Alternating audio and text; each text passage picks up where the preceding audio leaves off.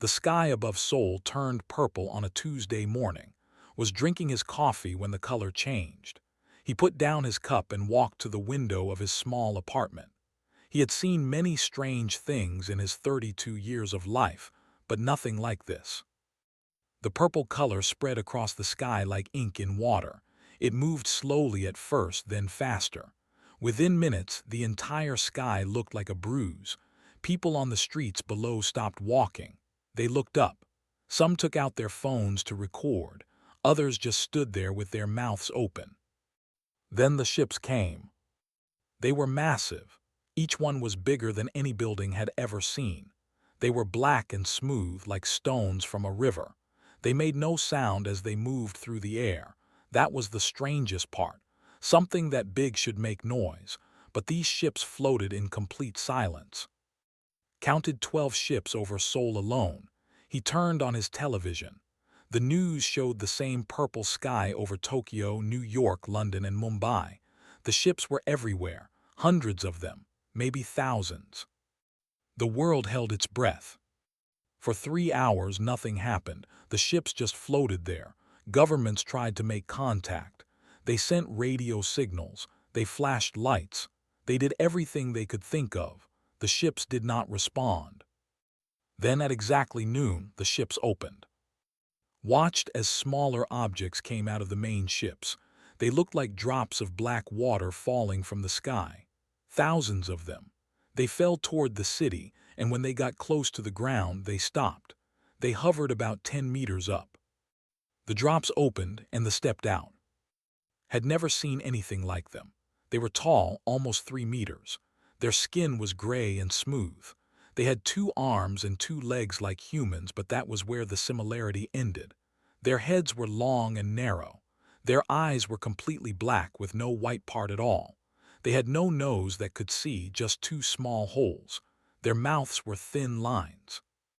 They carried weapons, long silver tubes that they held with both hands, and around each one of them there was a faint blue glow. It surrounded their bodies like a second skin. The military arrived 20 minutes later, heard the tanks rolling down the street. He heard the helicopters in the air. He heard the soldiers shouting orders.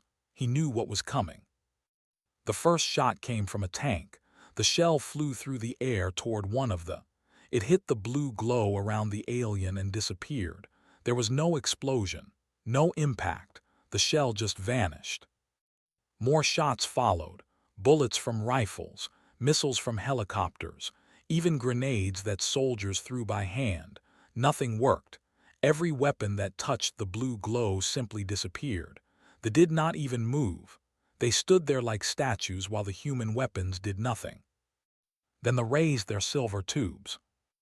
Ducked below his window, he heard screaming. He heard explosions. He heard sounds he could not name and never wanted to hear again. When he finally looked outside, the street was empty. The tanks were gone. The soldiers were gone. Only the remained. The invasion took less than a week. Every army in the world tried to fight. They used their best weapons. They used nuclear bombs. Nothing worked. The blue shields around them absorbed everything, and after each attack, the shields seemed to glow brighter. The aliens became stronger with every weapon humans used against them. By the end of the week, all major cities were under control. Governments surrendered. There was no other choice. Humanity had lost. But had noticed something. He was not a soldier. He was an engineer. He had spent 15 years working with energy systems, power plants, electrical grids. He understood how energy moved and changed. And as he watched the recordings of the battles, he saw something that no one else seemed to see. The shields did not block energy. They absorbed it. This was an important difference. A wall blocks things, it stops them. But a sponge absorbs things, it takes them in. And every sponge has a limit. Pour too much water on a sponge and it cannot hold anymore. The water spills out. Wondered if the shields were like sponges. He started keeping records. He watched every video he could find of the battles. He measured the brightness of the shields before and after attacks. He calculated how much energy each weapon carried. He made charts and graphs. He filled notebooks with numbers. His sister thought he was crazy. Was 4 years younger than, she was a doctor, or she had been before the invasion. Now the hospitals were closed. They had their own ways of dealing with sick humans, did not like those ways. She came to his apartment one night with a bag of food. The stores were still open, but they controlled what was sold. They seemed to want humans alive, alive and working. "You need to eat," said. She put the bag on his table, pushing aside papers covered with numbers. "What is all this?" Looked up from his computer. His eyes were red from lack of sleep. "I found something." "Found what?" "A way to go crazy faster." "The shields," said. "I know how they work." Sat down across from him. She had the same dark eyes as her brother, the same sharp mind. She was tired of feeling helpless. She was tired of watching her world die. "Tell me," she said. Showed her his charts. He explained his theory. The shields absorbed energy. Every attack fed them. But there had to be a limit. There had to be a point where they could not absorb any more. "So we need to overload them," said slowly. "Yes, we need to give them so much energy that they break." "How much energy?" Was quiet for a moment. "More than any weapon we have." Looked at the papers. She looked at her brother. She thought about the walking through their streets, controlling their lives, deciding who lived and who died. "Then we need to find another way," she said. Outside the window, a patrol floated past. Their blue shields glowed softly in the darkness. They looked unstoppable. They looked like gods. But knew they were not gods. They were just creatures with technology, and every technology had a weakness. He just needed to find it. He picked up his pen and started writing again. 3 months passed since the invasion. The world looked different now. They had changed everything. They made humans work in their factories. They made humans grow food for them. They took the strongest and to work on special projects. No one knew what those projects were. No one who went to them ever came back. And lived in the underground now. Deep beneath Seoul there were old subway tunnels and bomb shelters from wars long past. Thousands of people hid there. They knew about them but did not seem to care. The underground humans were like mice in the walls, small, weak, not worth the trouble. This was a mistake. Had turned an old storage room into his laboratory. He had no fancy equipment. Just old computers, broken radios, and whatever electronics he could find in the ruins above. But he was making progress. One night a man named came to the underground with something special. Was a scavenger. He went to the surface at night and brought back supplies. Food, medicine, batteries, anything useful. But this night he brought something different. "I found it near the old airport," said. He put a metal object on his table. It was the size of a football, smooth and black with a crack running down one side. A patrol ship crashed there last week. This fell out of it. Looked at the object. His heart beat faster. "A drone," he whispered. Drones were the eyes of the. They flew through the city, watching everything. They were small and fast, and they had the same blue shields as the aliens themselves. But this one was damaged. The crash had broken something inside it. "Can you use it?" asked. "I can try." Worked on the drone for 3 days. He did not sleep. He did not eat. Brought him water and made him drink it, but that was all. He was too focused to think about anything else. The drone's shell was hard to open. It was not made of any metal new, but the crack helped. He widened it slowly, carefully, until he could see inside. What he found amazed him. The drone's inside was simple, much simpler than he expected. There was a small power source about the size of an egg. There were some circuits he did not understand. And there was a device that created the shield. The shield generator was the most important part. Studied it for hours. He measured it. He tested it. He compared it to his notes about the shields he had watched in battle. Finally, he understood. He called to his room. When she arrived, he was sitting in front of the drone with a wide smile on his tired face. I was right, he said. The shields absorb energy. They take it in and store it. This generator can hold a huge amount of power, more than I thought possible. But you said they have a limit, said. They do, look at this, pointed to a part of the generator. It was a small tube filled with blue liquid. This is what stores the energy. When energy hits the shield, it flows into this tube. The liquid holds it. What happens when the tube is full? Smile grew wider. That is the interesting part. When the tube is full, the generator releases the extra energy. It sends it back out as heat. That is why the shields glow brighter after a big attack. They are getting rid of extra energy. Frowned, so we cannot overload them. They just release what they cannot hold. Not exactly. Picked up the generator and turned it over. On the bottom was a small piece of metal. This is the release valve. It controls how fast the energy goes out. If the energy comes in too fast, faster than this valve can release it, the whole thing breaks, finished. More than breaks, it explodes. The tube cannot hold the energy. The valve cannot release it. The whole system fails. Sat down. Her mind was racing. So we need to hit them with a lot of energy all at once. Yes, more energy than the valve can handle. If we can do that, the shields will not just fail. They will destroy the thing they are protecting. How much energy? Showed her a number on his computer screen. His eyes went wide. That is impossible, she said. No weapon has that much power. I know, but weapons are not the only source of energy. Pulled up another file on his computer.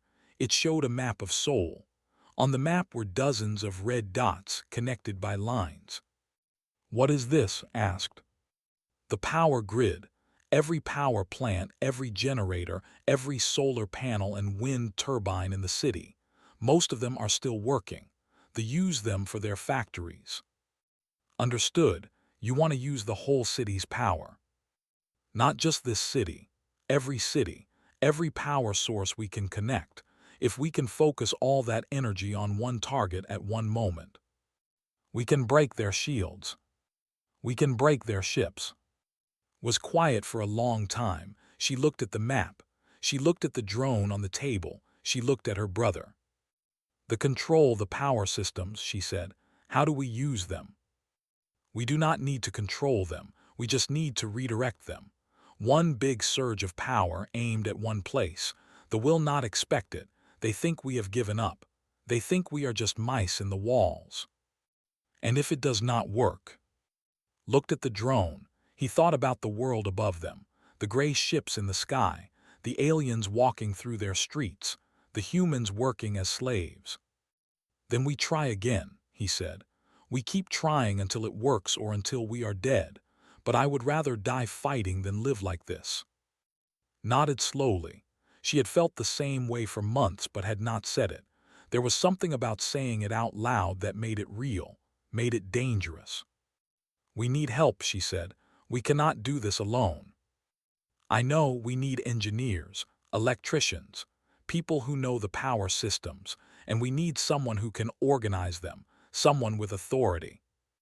Thought for a moment. Commander was a military officer. Before the invasion, he had commanded an entire division of soldiers. Now he led the largest group of survivors in the underground. He was not easy to convince, but he was brave and smart. If anyone could help them, it was. Will he listen to us? Asked. I do not know, but we have to try. They gathered their papers. They prepared their presentation. They practiced what they would say. This was their one chance to make a difference, their one chance to save their world. The next morning, they went to find Commander. Commander was a large man with a face like stone. He had small eyes that seemed to see everything and a voice that could shake walls. Before the invasion, soldiers followed him without question. Now, survivors looked to him for hope in a hopeless world. He listened to and in silence. They were in his command room, a large space in the deepest part of the underground. Maps covered the walls. Tables were filled with reports and supplies. 30 of his best people stood around them listening. Explained his discovery. He showed the drone. He showed his calculations. He talked about shield generators and energy absorption and release valves. When he was done, the room was quiet. Leaned back in his chair. You want to blow up a ship by overloading its shields? Yes, sir. With electricity from power plants? Yes, sir. Power plants that the control? Swallowed, yes, sir. Looked at the men and women around him. Some of them were shaking their heads, others looked confused, a few looked interested. This is suicide, said. Stepped forward. With respect, Commander, doing nothing is also suicide, just slower. His eyes moved to her. For a moment there was something in his gaze, anger maybe, or respect.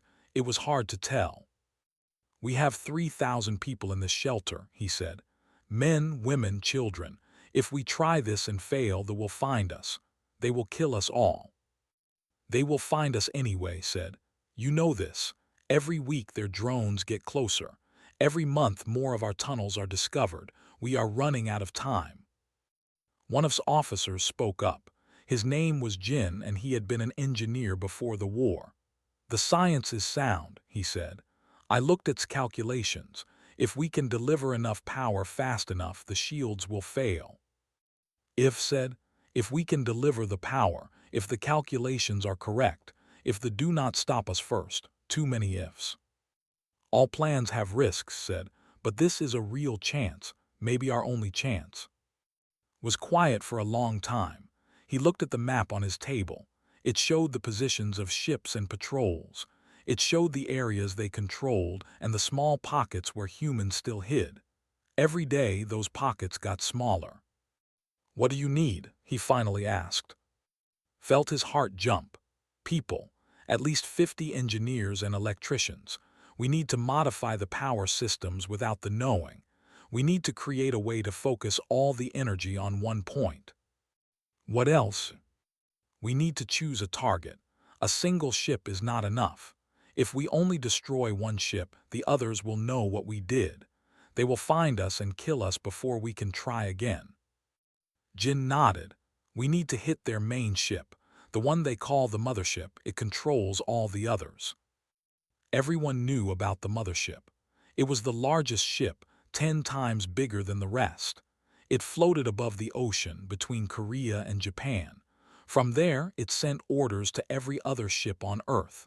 If it fell, the others might fall with it. The mothership, said slowly. You want to bring down the mothership with electricity. Not just electricity, said. All the electricity we can gather. Every power plant within 1,000 kilometers. We connect them together, focus them on one point, and hit the mothership all at once. How do we get the mothership to come to that point? Answered, we give them a reason to come. We make them think there is a threat they need to deal with. Something so big they send the mothership itself. What kind of threat? And looked at each other. This was the part they were not sure about. This was the part that could get them all killed. Us, said, we let them know where we are. We make them think we have a weapon that can hurt them. They will come to destroy us. The room exploded with noise. People shouted objections. Some called crazy. Others called the whole plan insane. Raised his hand and slowly the room went quiet. You want to use our people as bait, he said. I want to save our people, replied. And our world. If we do nothing, we die slowly.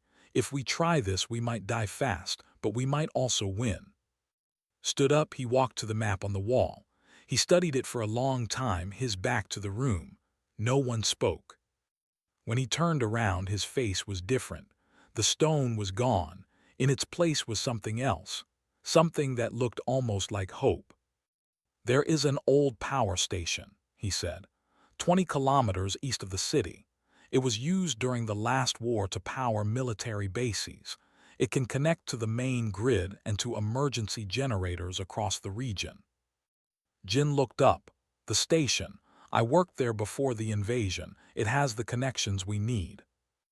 If we can bring the mothership there, continued, And if we can prepare the power systems in time, and if calculations are correct, then we have a chance, said. Looked around the room. He saw fear in some faces, doubt in others, but he also saw something else. He saw people who were tired of hiding, people who wanted to fight back, people who would rather die standing than live on their knees. We will need volunteers, he said. This mission will be dangerous. Many of us will not survive. I will not order anyone to join, but I will lead the ones who choose to come. The room was silent for a moment. Then Jin raised his hand, then another person, then another.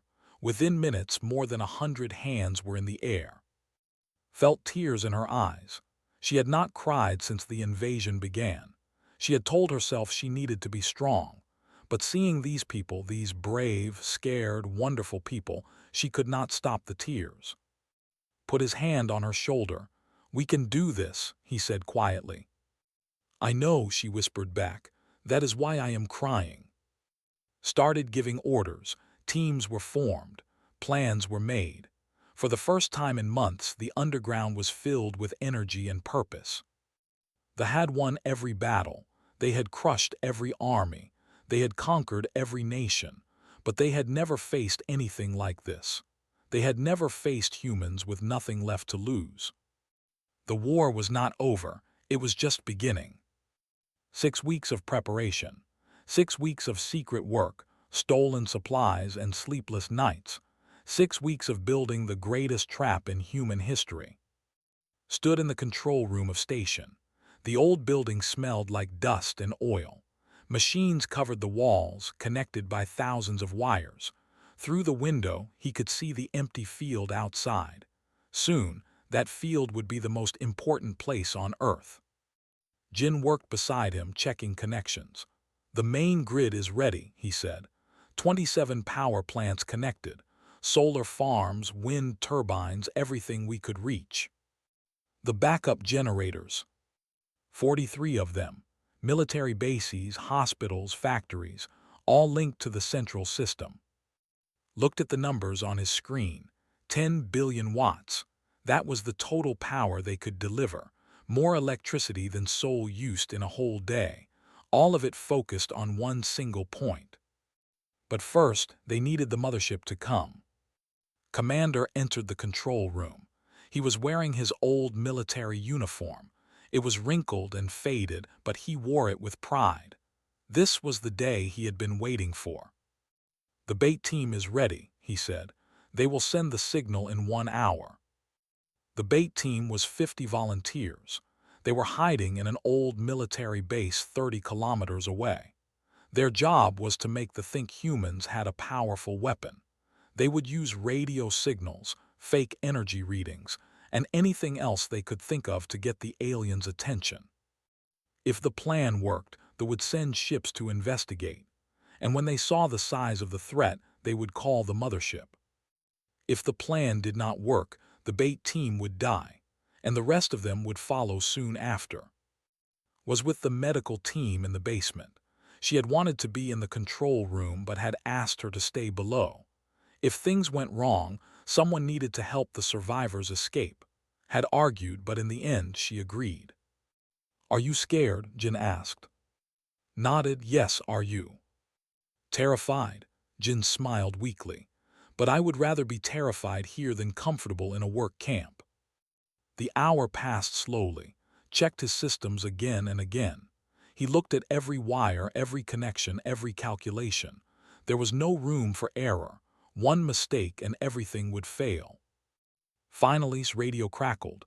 "Signal sent," a voice said. "They know we are here." Watched the sky through the window. For a few minutes nothing happened. Then he saw them, small black dots in the distance moving fast, patrol ships. "They took the bait," Jin said. The patrol ships circled the area. Their scanners swept across the ground, looking for the threat. The bait team had done their job well. The fake energy readings made it look like humans had built something powerful, something dangerous. More ships arrived, then more. Soon, a dozen vessels filled the sky above the power station. They seemed confused. They could see the energy readings, but they could not find the weapon. "Now we wait," said. "If they believe the threat is big enough, they will call the mothership. And if they do not, then we have a lot of ships very close to us and no way to escape." Felt his stomach tighten. He had not thought about that possibility. He had been so focused on his plan that he forgot about the many ways it could fail. 20 minutes passed. The ships continued to circle. They fired scanning beams at the ground. They sent drones to search the buildings, but they did not attack. They seemed to be waiting for something. Then the sky changed. The purple color returned, darker this time, almost black. The air grew cold, the ground trembled, and from the east, moving like a storm cloud, came the mothership. It was enormous, had seen pictures, but nothing prepared him for this. The mothership was bigger than a city. It blocked the sun as it moved overhead. Its shadow fell across the land like night. "They came," Jin whispered. "They actually came." "Everyone to positions," ordered. "We have one chance at this. Do not waste it." The engineers ran to their stations.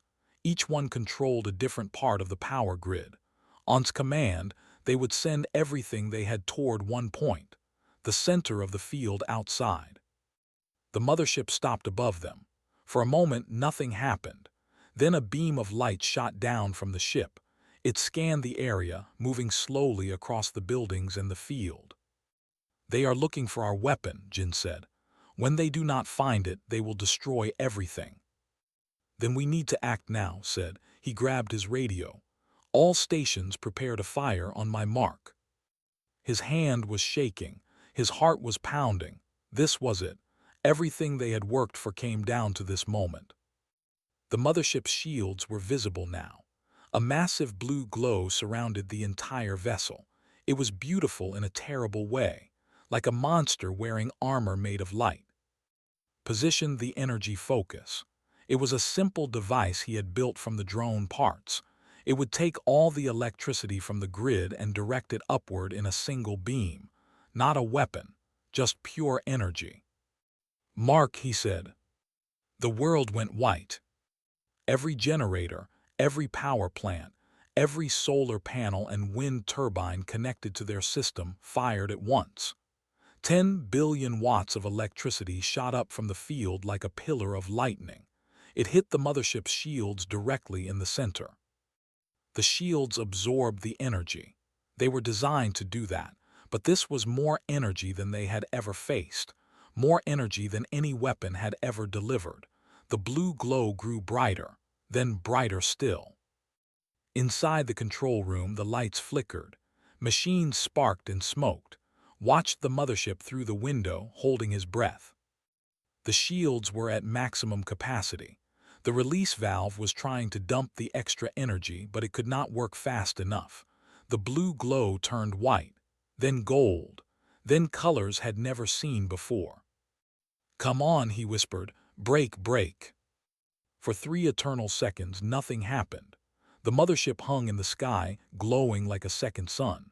The ships around it scattered, flying away as fast as they could. Then the shields shattered. It was like glass breaking, but on a massive scale. Pieces of energy flew in all directions. Some hit the ground and left craters. Others flew into the sky and disappeared. The mothership was exposed, naked, helpless. And then it exploded. The blast threw to the ground. The windows shattered. The walls cracked. For a moment he thought he was dead. Then he heard Jin shouting. "We did it! We did it!" Looked up. Where the mothership had been, there was only fire and falling debris. The greatest weapon they had was gone, destroyed by the very technology they thought made them unbeatable. In the basement, felt the explosion. She ran upstairs and found her brother lying on the floor, covered in dust and broken glass, but alive. She helped him up. "Are you okay?" He looked at her with wide eyes. It worked. She looked out the broken window. She saw the fire in the sky. She saw the debris raining down. She saw something she had not seen in months. Hope. The mothership burned for 3 days. Its wreckage spread across hundreds of kilometers, falling into the ocean and onto the land. Fires started. Rivers turned black with debris. The sky was full of smoke and ash. But for the first time in almost a year, humans were not afraid.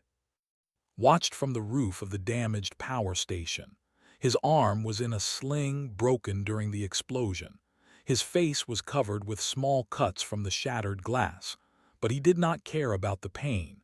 He could only stare at the sky. The other ships were acting strange. When the mothership exploded, something happened to them. Their movements became random, confused. Some ships flew in circles. Others crashed into buildings or each other. A few simply stopped moving and fell from the sky. Jin had an explanation. The mothership was their control center. It sent orders to all the other ships. When we destroyed it, we broke their communication system. So they cannot work together anymore, said. More than that, they cannot work at all. Their ships, their drones, their weapons, everything was connected to the mothership. Without it, they are blind and deaf. Commander arrived with news from the other shelters. It is happening everywhere, he said. Technology is failing all over the world. Ships are crashing. Drones are falling. Even their ground troops are confused. Their shields asked. Gone. Reports are coming in from every continent. Human survivors are fighting back. Without their shields, they are vulnerable. It was almost too good to believe. The aliens who had conquered the entire planet in a week were now helpless. Their greatest strength had become their greatest weakness.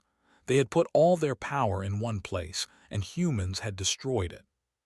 The next few days were chaos, but it was a good kind of chaos. In Seoul, survivors came out of hiding. They found soldiers wandering the streets, lost and confused. Some tried to fight with their silver weapons, but without shields, they were no match for angry humans with rocks and metal pipes. In Tokyo, a group of former soldiers captured an entire patrol. They locked them in a prison and waited to figure out what to do next. In New York, humans took back the streets block by block. They retreated to their ships, but the ships could not fly without orders from the mothership. And in 100 other cities, the same story played out. Humans were fighting back. Humans were winning. But the war was not over yet. Knew this. He spent the days after the explosion studying the technology. He wanted to understand everything about their systems. He wanted to make sure they could never be used against humanity again. He found something interesting. Their ships still have power, he told, and the mothership did not provide energy. It provided control. The ships can still fly. They just need someone to command them. Are you saying we could use their ships? Asked. Maybe, if we can figure out their control system. Jin shook his head. That would take years. Their technology is completely different from ours. Then we have time, said, because they are not going anywhere. He was right. They could not escape. Their ships sat on the ground like dead birds, full of energy but unable to move. The aliens themselves were trapped on a planet of angry humans who wanted revenge. Some people said they should kill all the. Others said they should study them, learn from them, use them. Arguments broke out in every community, every shelter, every group of survivors. Commander called a meeting of the leaders from all the major groups in Korea, and were invited. We need to decide what to do, said. Not just with them, but with ourselves. The old world is gone. We need to build a new one. A woman named spoke up. She had led a group of survivors in, the murdered millions of us. They should pay for what they did. Killing them will not bring back the dead, said a man named Bo, who had been a teacher before the invasion. We should be better than them. We should show mercy. Mercy was angry. They showed us no mercy. Why should we show them any? The argument continued for hours. Listened but did not speak. He was thinking about the future, about what kind of world they would build from the ashes of the old one. Finally, he raised his hand. The room went quiet. They came here because they thought we were weak, he said. They thought their technology made them strong and our lack of technology made us helpless. They were wrong. He stood up and walked to the center of the room. We won because we used our minds. We found a weakness they did not know they had. We turned their strength against them. That is what humans do. We adapt, we learn, we survive. He looked around at the faces watching him. Survivors, fighters, people who had lost everything and still refused to give up. We can kill that is easy, but what does it prove? That we are as brutal as they are, that we learned nothing from this war. What would you have us do? Asked.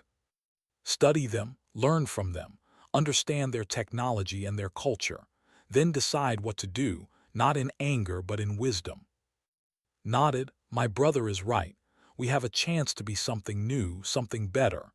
We should not waste it on revenge. The debate continued, but words had changed the tone. People were still angry, but they were also thinking. Maybe there was another way. Maybe humanity could rise from this war stronger and wiser than before. Weeks passed, then months. Slowly, the world began to heal. Cities were rebuilt. Governments formed. A new global council was created to deal with and their technology. Became the leader of a research team. They studied the alien ships, the drones, the shields. They learned secrets that would change human technology forever. Clean energy, advanced medicine, ways to travel that humans had only dreamed of.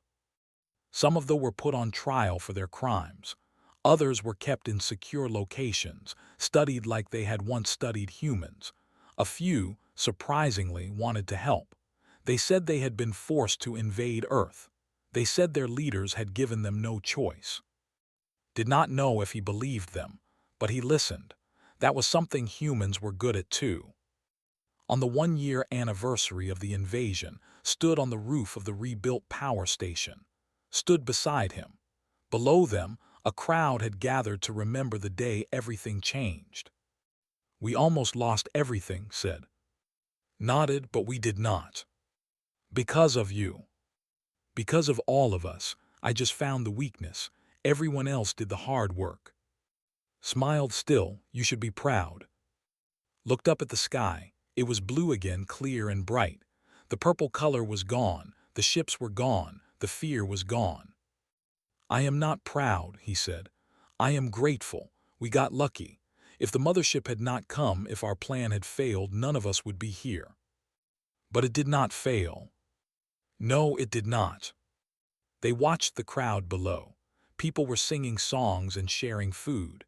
Children were laughing. Life was returning to normal, or at least a new kind of normal. What do you think happens next? Asked. Thought about the question, about the future they were building, about the stars above them, full of unknown dangers and possibilities. I think we keep learning, he said. We keep growing, and if anyone else comes looking for trouble, we show them what we showed the. What is that? Smiled. That humans are not as weak as we look, and our technology might be simple, but our minds are not. We will find a way. We always find a way. Put her arm around her brother. Together, they watched the sunset. The first year of humanity's new age was ending, but their story was just beginning. And somewhere in the stars, other civilizations heard about what happened on Earth. They heard about the species that defeated the mighty with nothing but electricity and determination. They heard about humans. And they decided it was better to be friends than enemies.